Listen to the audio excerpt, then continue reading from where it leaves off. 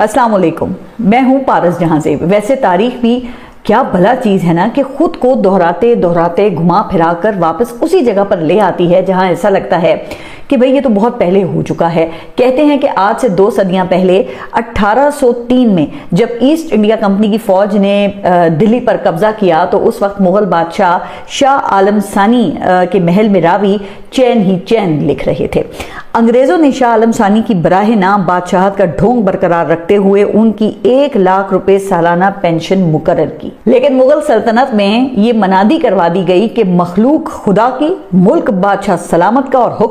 हुक्म कंपनी बहादुर का। जिसके बाद 50 साल तक मुगलों और कंपनी बहादुर का बराए नाम बादशाहत का ढोंग ये चलता रहा, जिसका इख्तिताम 1857 में जंग आजादी की नाकामी पर हुआ। जिसके बाद फिर ना ये ईस्ट इंडिया कंपनी रही और ना मुगल बादशाहत, जबकि हिंदुस्तान वो बराहे रास्त ताजे बरतानिया के कंट्रोल में चला गया। अच्छा, अब आप जरा फास्ट फॉरवर्ड आ जाए तो मौजूदा दौर में जहां वैसे तो अल्लाह का करम है, शुक्र है अल्लाह का कि साम्राज्य की गुलामी से निजात मिल चुकी है और मुल्क में एक आइन है जो कहता यह है कि हाकमियत अल्लाह की,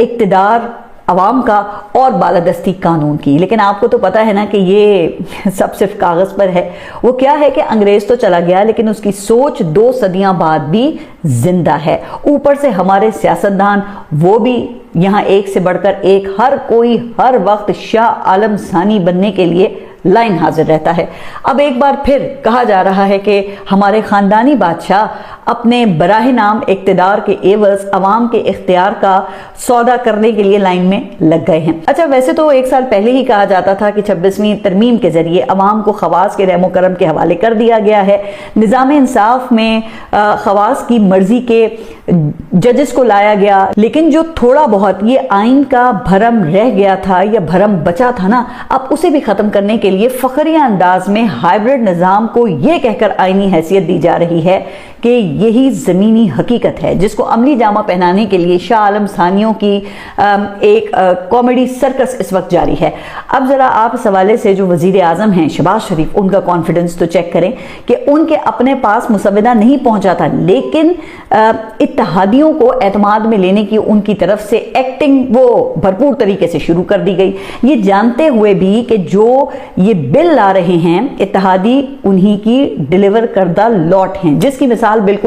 उन खिलौनों जैसी है जो उतना ही हरकत करते हैं जितनी के उन्हें चाबी दी जाती है। वैसे इस मुल्क की ये भी कैसी ट्रेजेडी है ना कि ऐसे मौके इन इत्तेहादियों के लिए स्टॉक मार्केट की रैली की तरह एक सीजन बन जाते हैं, जो जितनी देर चलते हैं इत्तेहादियों की कीमतें फिर उसी हिसाब से बढ़ती रहती हैं। लेकिन जनाब लगता है कि MQM का सीजन